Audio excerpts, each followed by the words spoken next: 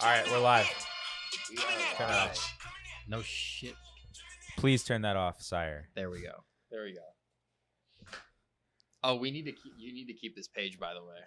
This is gonna be part of history in the making. Oh, facts. We gotta get this framed. All right, so all right, welcome. Is this are we calling this Inside MMA? I thought that's what it was. I thought that was what it was called. That was when I did the first podcast. I called it Inside MMA. I followed you on that, by the way, on Spotify and on Apple Music. Thank you. So that was the first one. I'm not drinking. That was the first one. Sponsor us, Dr. Pepper, and Gatorade and Ice Mountain. No. I want to get Logan Paul's Prime. I want them to sponsor us, cause YouTuber. But whatever. Anyway, so I started Inside MMA because I was like, I know fighters, so it's inside. Like I'm inside the fight. That was probably the dumbest thing I think. That goes on the dumbest things. Like I have inside access. Of course. To like you're an insider. Yeah. You're inside. No, I'm not an insider. I just have access to the the inside of the MMA. So. Right. You're in that ass. I understand.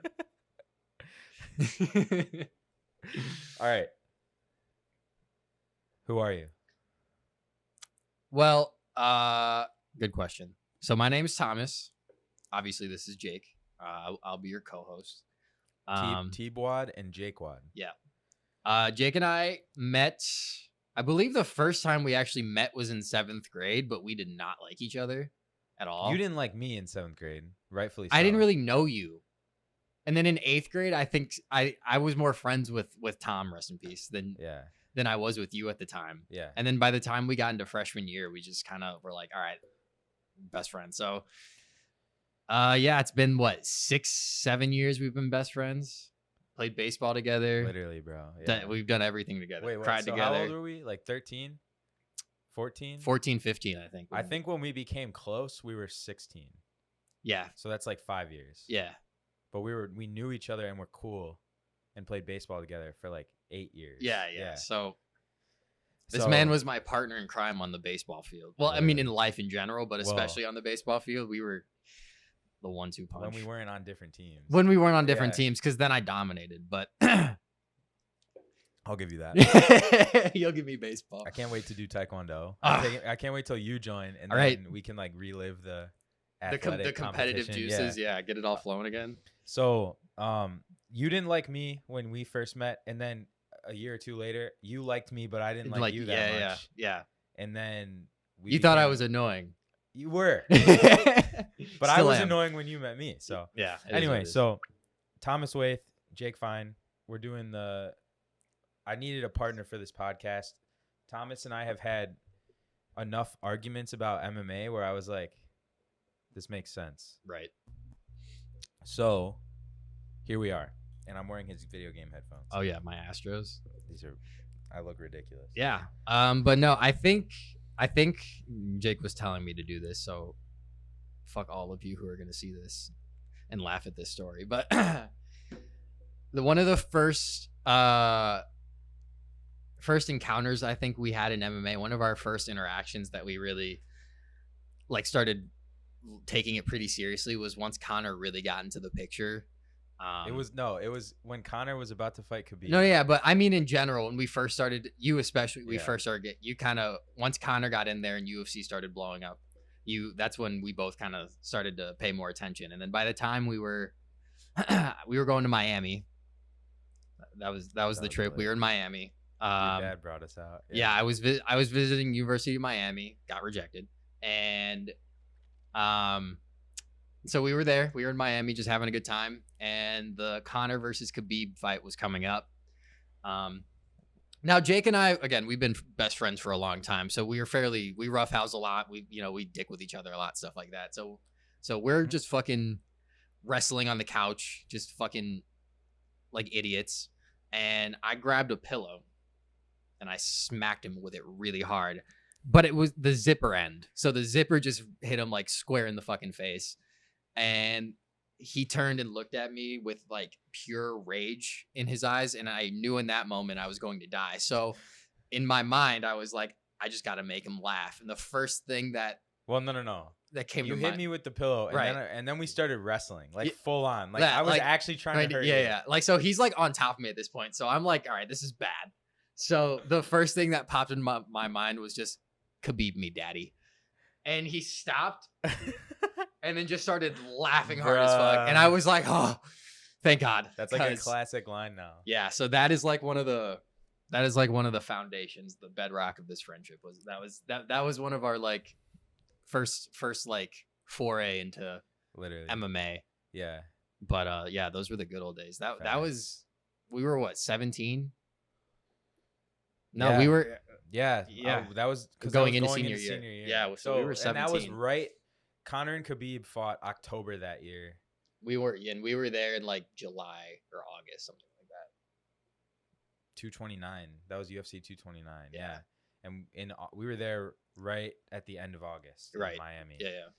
So, And Jake was on the Connor wave, so he was Connor, and I was like, dog, talking the Connor accent, dude. He did everything, and I was like, bro, Khabib's gonna win. Dude, like, I was what I now despise about like MMA culture, because like there's so, if I post about Connor or Khabib, like if I put out a clip on TikTok, I know I'm gonna get a bunch of comments because it's like a war between Connor and Khabib fans, right? And Connor fans are delusional about how good he still is, and Khabib fans are like delusional and say that Khabib's the GOAT, but he's not. And they're like, then they'll start like discrediting Connor, and then Connor fans will start discrediting Khabib, and I'm just like watching my comments go up. Do it for the comments. TikTok now comments. I'm like, because I'll be the guy who criticizes Connor, right?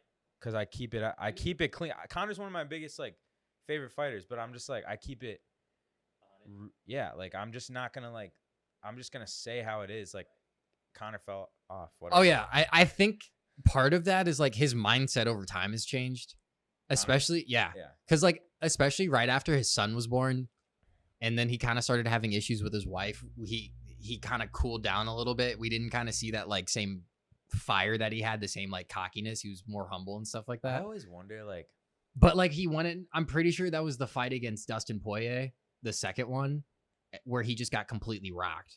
And then he came back for the third fight, the trilogy fight, and then he was back on his Connor shit, but he still got whopped. But no, there was a difference. Like pre-Khabib, Connor's trash talk was like A1.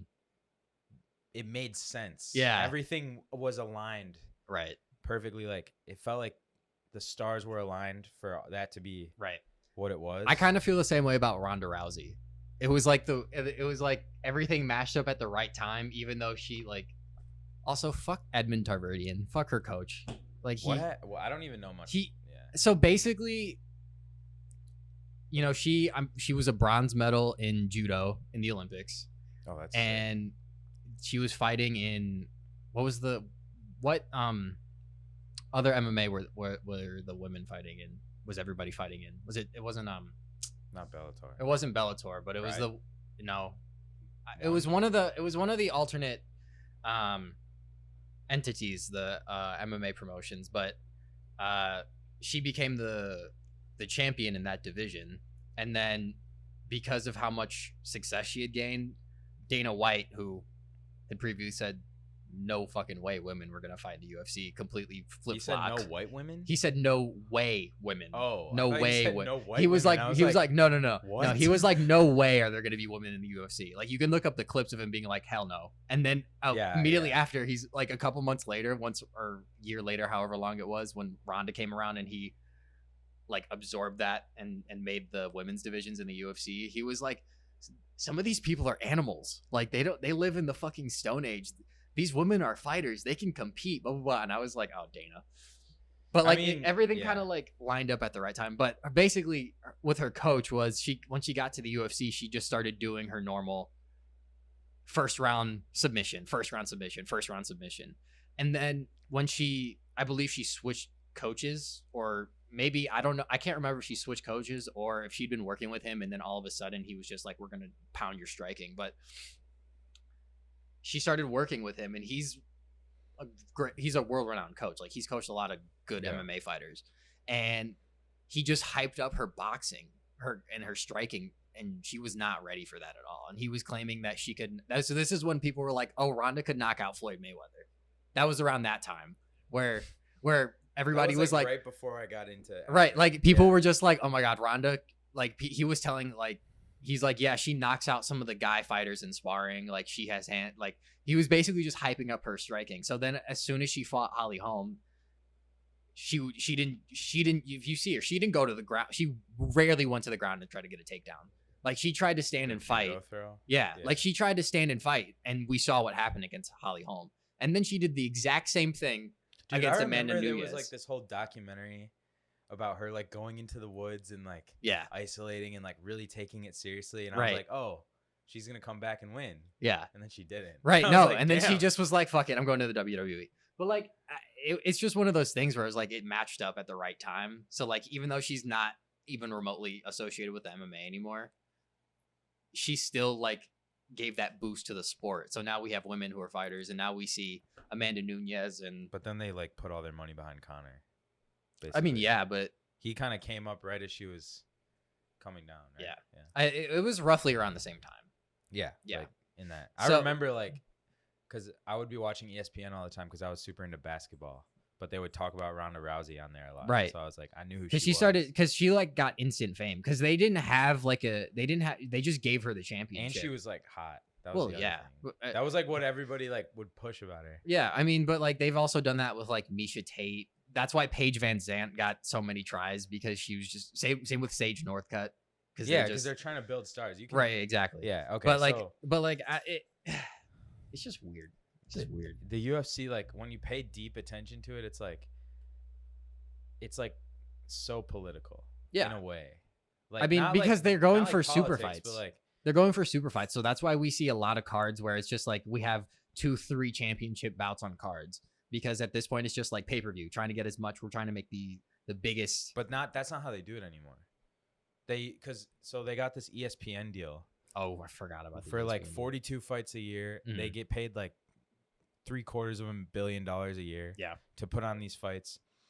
And I think ESPN gets the pay-per-view money. Mm-hmm.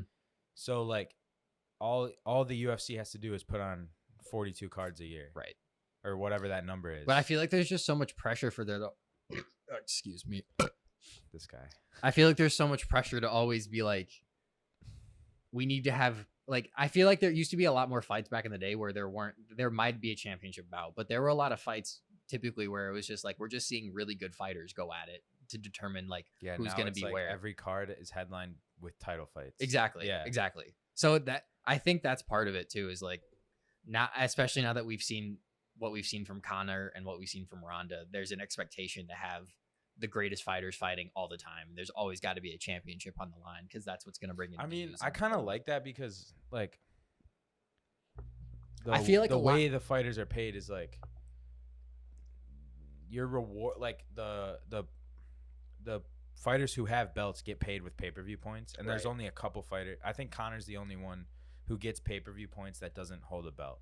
Right. Like he just negotiates because he's that guy. Right. But so like it kind of makes sense. Like every pay-per-view is headlined by the people who get the pay-per-view points. Right. So like, because that would be bogus. I just feel like there are a lot of fighters who, like, I feel like there's a lot of room on cards that they could give to fighters who are like, they just the way they prioritize fighters, I think, is more so the issue than. Like, what do you mean? Like, I feel like it's like the big name. Like after Conor, we've seen like Colby Covington or like even way back when Chael Sonnen kind of started doing the whole thing where you kind of change your personality and become this super loud, cocky, arrogant, brash kind of guy. And that's how you get where you want to go. That's how you get the fights that you want to get. Because Conor he was always been confident, but a lot of what his success was initially was he just was able to sit there and call people out, which is what they want to see, especially when you fuck somebody up and you win a fight. They want to see you call out the top dog.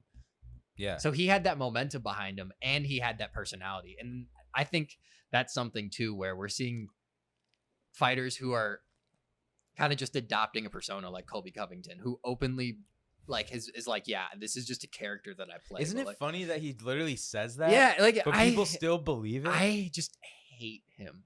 Well, like he literally was in Brazil and called them dirty animals. Like, no, he said filthy animals. Filthy. I mean, but he even said that in an interview. He was like, they said that in Home Alone. And I'm like, bro, he didn't say that about a nation of Brazilians. Right. Like in Brazil. Like imagine if he said that like, hey, you African. Like, Yeah. I don't want them to clip that one day, but like, Clip it now. Like, I'm imagine half he black, said, just imagine for those he's, out there. imagine he's, just yeah, for those he out said it's okay. Okay. What?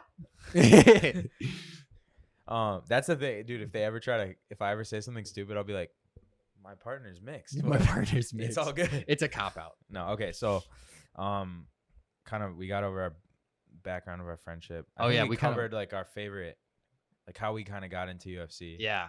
You've been watching it longer than me. That's the thing. Yeah. So I'm more of a casual fan, but like I started watching a lot more like shout out MMA on Point. I watch a lot of their videos. Yeah. But so through them and some other fighting channels, I just started watching kind of like all the old cards and learning more so the history of the UFC. So like I know, I think between me and you, you're more so in tune with what's happening current day and all the inner workings, and but you have that like historian kind of view. Holding the mic with that hand. So that hand's not blocking your beautiful Fine. face.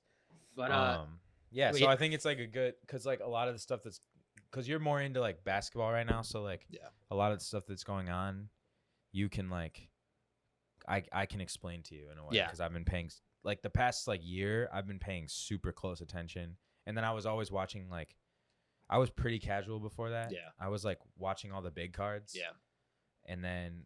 Keep in mind, for those watching, I am openly a casual. So, but you'll develop like yeah. I would call myself a casual when I started this, but then, like I think I've caught myself up. But all right, let's get into our talking points. So, can I go through some favorite moments real quick? Yeah. So favorite moments. So favorite fights, favorite moments for me, I gotta go with John Jones, Alexander Gustafsson. Which one? The first one. Why? Because I feel like that was like really the first time that we saw John Jones like in trouble. Yeah. Like that was a rough fight. And like I think we haven't really seen anything close to that until Dominic Reyes. Because that fight was very, very contested. Like a lot of people easily thought that Dominic could have taken that fight. Oh yeah. So that's one of my favorite moments, just because you kind of get to see kind of in the psyche of the fighters, kind of like when Izzy fought. I can't remember who he fought, but when you saw him in the cage and he's like, "I'm willing to die right fucking now." Like that shit to me is just cold. So you kind of get to see that, like, was that Vittori? It might have been, I think. But you kind of get to see that like inner demon that they have. Okay, so you liked that one because you got to see what John and Alex were made of. Exactly. Okay. Do you have others? I love Conor versus Nate 1. Because Nate Diaz is one of my favorite he's one of my favorite people on the face of the planet. I don't even know him at all, but like, I just love Nate Diaz. So it was cool because his call out was funny as fuck. Came out of nowhere. Yeah. And I always kind of like wondered, like, why did he? Well, they were trying to schedule fights with other people. And I can't remember. There were a couple people who they asked and they were either saying no or somebody like might've pulled out I think somebody pulled out with an injury. And Nate took it kind of last minute. And it was because I'm pretty sure, if I remember correctly, it might have been a catch weight fight. I'm not 100% sure. I can't.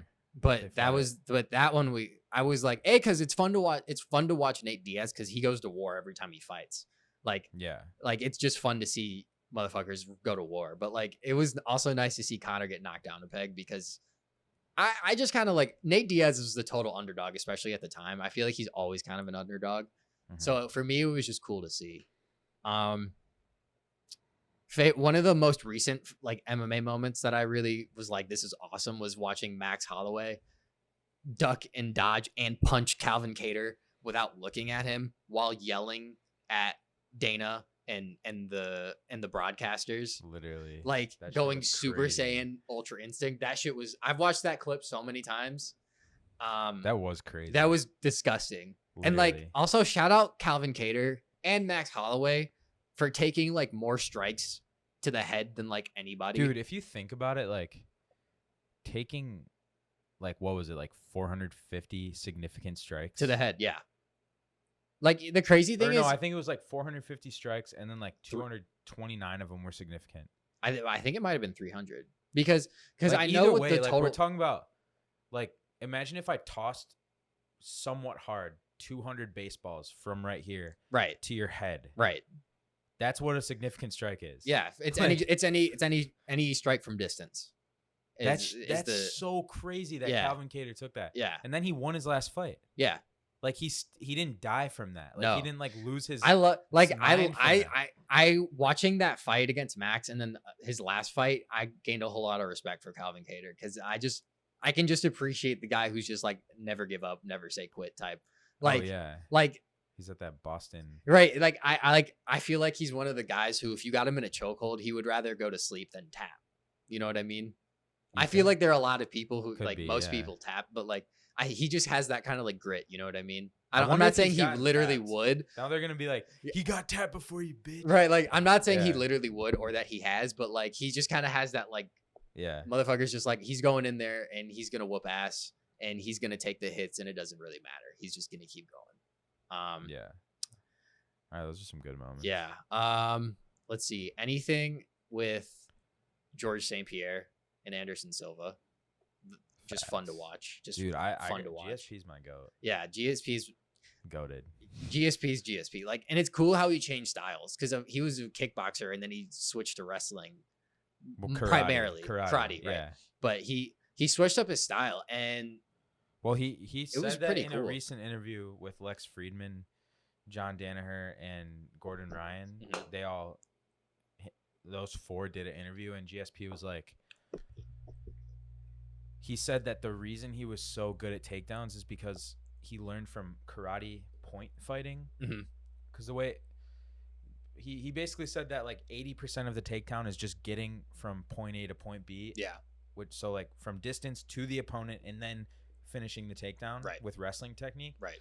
But he learned how to get that from point A. He learned how to close the distance from the point sparring in karate. Because like for the people who, I don't know if you know much about it, but the way karate fighting works, like Olympic style karate, is like it's like a point fighting. So you get points based on strikes. You're sparring at distance and then you close the distance, land a strike, and get back out as quick as you can. Right. Because every time you land a point, they stop the fight and then they break it up and then you have to do it again. So you basically, the way it's, you have to be able to spot the opportunities. It's like, but it's also like it teaches the people who do the karate competitions to get in and out really quick. Yeah. So that's what GSP and that is why they called him Rush. Yeah. He got that skill from karate. So this is my thing with like people who online who are always like, oh, like karate, taekwondo, they're all useless. It's like you can take anything from any martial art, and any skill or any athletic trait that said martial art is good for, and apply that skill to MMA, even if it's like a secondary skill, like closing distance. Yeah. I mean, and it's cool because we've seen shout out chill Dr. Pepper. But like it's cool because like UFC 1 with Royce Gracie, we got to see what jiu-jitsu really was like. So then for a while it was like we really started seeing a lot of people get into jiu-jitsu, and that was where like the base is. But now we're kind of starting to see like everybody kind of has a base in jiu-jitsu. Like they understand like everybody, you kind of have to do it, but we're seeing a lot more alternate technique too. So it's not like people I think nowadays are a little bit more well-rounded than before, generally speaking. Oh yeah. So it's just cool to see because the MMA is becoming its own unique, like it's becoming there's a set of skills that you need to have in MMA. Like you need to have your wrestling, you need to have your striking, you need to have kicking, you need to have jiu-jitsu. Like all four of those, that's MMA. Right. That's its own art now. So like kids, like when we have kids, they won't have to go to like wrestling in high school and boxing and get them all separately. They'll just go to an MMA gym. Right. And that'll be the martial art they learn is MMA. Right. Which is pretty cool. Yeah. Because now it's really like it's own. It's really mixed now. Martial arts. But you can also like it's cool because you can also like come up like. I always think the best guys are specialists. So like Islam, Khabib, like they come up in the Sambo background, right? Which is like where you see that wrestling ground and pound, and then like that Khabib's known for, and then or like a guy like Wonder Boy, like the specialists. I love Wonder Boy. Yeah. But like the guys who come up in a specific art, and then their like skill set is based around that art, and then they learn the other stuff. That to me is when it's like Yeah. beautiful. Yeah. Where instead of just the generic like MMA background. Right. No, I definitely agree.